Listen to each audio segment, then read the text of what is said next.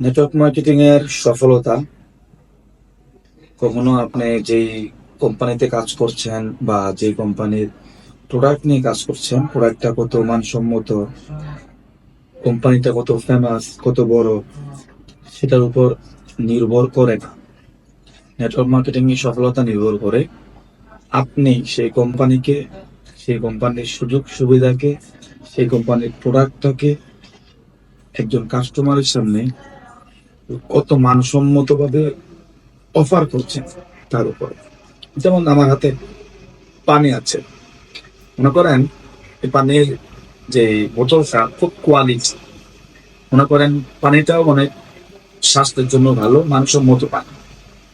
আপনারা বলেন যে এই পানিটা মানুষ কিনবে, এই বোতলের পানিটার কোয়ালিটি এবং বোতলের যে কোয়ালিটি এটা দেখে, নাকি এই পানিটাকে যে মানুষটা উপস্থাপন করবে, অফার করবে, এই বোতলটাকে যে অফার করবে তার অফারের স্টাইল দেখে, এই বিষয়টা আমাকে আপনাকে বুঝতে হবে। তো এখানে আমি অনেক বিশাল বড় কোম্পানিতে কাজ করি, কোম্পানিটা বিশাল, হ্যাঁ এটা আপনি বলতে পারবেন, কিন্তু শুধু এই বিষয়টা কখনোই আপনাকে ওই কোম্পানির এচিভার বানাবে না। তাহলে কি করতে হবে? প্রোডাক্টটা যে কোয়ালিটি, পানির যে কোয়ালিটি, এটার বোতলের যে কোয়ালিটি, এটা দেখে কিন্তু বোঝার কোনো উপায় নাই। 8-10টা পানি যেমন, এই পানিটা দেখতে তেমন। বাট একটা উন্নত মানের প্রোডাক্টকে, উন্নত মানের কোম্পানিকে আপনি অতি দুর্বল ভাবে অফার করেন, যদি আপনার অফারটা দুর্বল হয় তাহলে কখনোই ওই মানুষটা এই পানিটা কেনার জন্য ইমপ্রেসড হবে না। ঠিক তখনই ইমপ্রেসড হবে কোম্পানির প্রোডাক্ট, পানিটা যেমনই হোক, পানির বোতলটা যেমনই হোক, আপনি এই পানিটার অফার কিভাবে করছেন একটা মানুষের সামনে, কোন স্টাইলে অফার করছেন, কিভাবে উপস্থাপনা করছেন, এটার উপর একটা কাস্টমার ইন্টারেস্টেড হবে এই পানিটা নেওয়ার জন্য এবং এই পানিটা রিসিভ করার জন্য, কেনার জন্য এবং ব্যবহার করার জন্য। তাহলে যে নিজের পরিবর্তনটা করা ইম্পর্টেন্ট।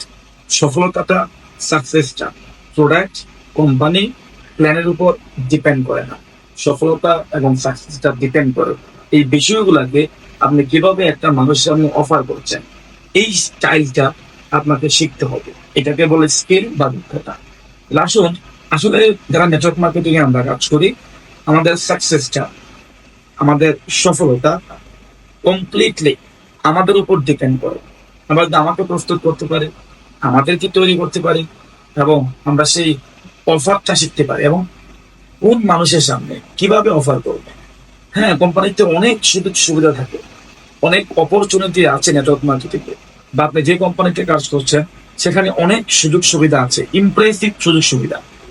কিন্তু ইন্টারেস্টিং বিষয় হচ্ছে যে এই সুযোগ সুবিধাগুলা কতটুকু ইন্টারেস্টিং ভাবে আপনি মানুষের সামনে অফার করতে পারছেন, কোন মানুষের সামনে কিভাবে অফার করতে পারে, কোন মানুষটার সামনে কিভাবে অফার করলে সে এই বিষয়টা গ্রহণ করার জন্য ইন্টারেস্টেড হবে। যদি সেটা আপনি বুঝতে না পারেন, যদি সেই অনুযায়ী আপনি অফারটা না করেন, তাহলে আপনি যত ভালো কোম্পানিতে কাজ করেন, যত উন্নত মানের প্রোডাক্ট নিয়ে কাজ করেন, সেখানে আপনি মার্কেটিংটা করতে পারবেন না এবং সেখানে আপনি সাকসেসফুল হবেন না। তার মানে আজকে যে আলোচনা, আমার যে মূল টপিক্সটা, যে মূল রিয়ালিটি আমি আপনার সামনে উপস্থাপন করতে যাচ্ছি, যে আপনি প্রোডাক্টের সম্পর্কে জানেন, প্রোডাক্ট সম্পর্কে বুঝেন, কোম্পানি সম্পর্কে জানেন, কোম্পানি সম্পর্কে বুঝেন, আপনি আমার কোম্পানির সুযোগ সুবিধা সম্পর্কে জানেন এবং বুঝেন, এটাই কিন্তু এনাফ না। পাশাপাশি আপনাকে সেটাও শিখতে হবে, সেটাও আপনার সেই দক্ষতা অর্জন করতে হবে, এই জানাগুলাকে কার সামনে, কোন কাস্টমারের সাথে কিভাবে অফার করা যায়। একটা বিষয় এই অফারের উপরে নির্ভর করে আপনার এখানে ফিউচার, আপনার অ্যাচিভমেন্ট, আপনি টিমটা কত বড় হবে, কত বেশি ইনকাম করবেন, মানুষ কত বেশি মানুষ আপনার সুযোগটাকে গ্রহণ করবে। তাহলে আসুন আমরা এই জায়গাগুলোতে পরিবর্তন হই, নিজেকে পরিবর্তন করি। আমরা শেখার পাশাপাশি, জ্ঞান অর্জন করার পাশাপাশি এই জিনিসগুলোকে কিভাবে আমরা কাস্টমার সামনে অফার করতে পারি, সেই বিষয়টাতে আমরা স্কিল ডেভেলপমেন্ট করি, সেই বিষয়টা আমরা শিখি।